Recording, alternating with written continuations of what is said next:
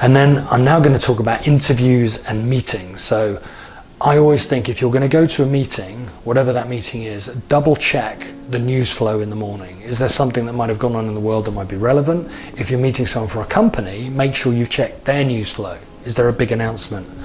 I went to a healthcare company once and they had a very big announcement about something that was about to hit the market, which I had not read up on.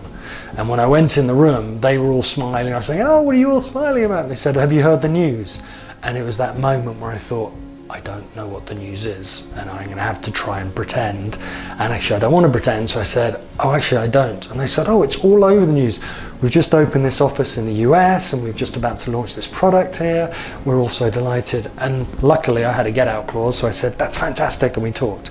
But always think in advance. Think in advance if you're going somewhere about the location, the logistics, time frame, is there a place to park, is it near the station, all the little details, and build in that extra time. I'm always a big fan of getting a little bit early, giving yourself a moment to take a breath before you go in, and that's the same for events and same for those sorts of networking occasions. Also think about your body language when you first meet someone. I think it's a real key, if you can, to engage in the eyes, of course, put out an arm to shake hands, unless it's post-COVID and it might be an elbow or a fist bump, but also think about the environment you're in too. There are some people who will be very open to a hug. If you're comfortable with that, then of course you can go that way. But I'd always think it's better to start being a little bit more formal until they give you the sort of the nod that you can go beyond that formality.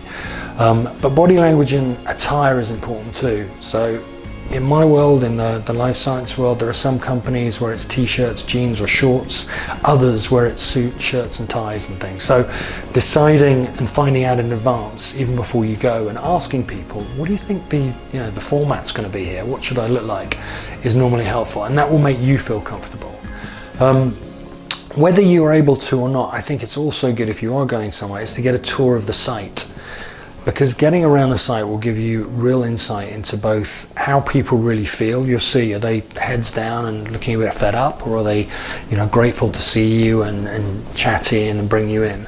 And I would also say, if you can't do a physical visit, as it were, then ask for a virtual tour. Most companies now will be able to provide that, and that's again a really good way of just seeing, is this environment set up for me in the future? Is this environment going to be a place where I might want to work, or I might want to do business with that company? It's amazing what you can find out. What's on the walls? What statements do they have? What ethos? What cultural bands do they have? Checking that out first will save you time later.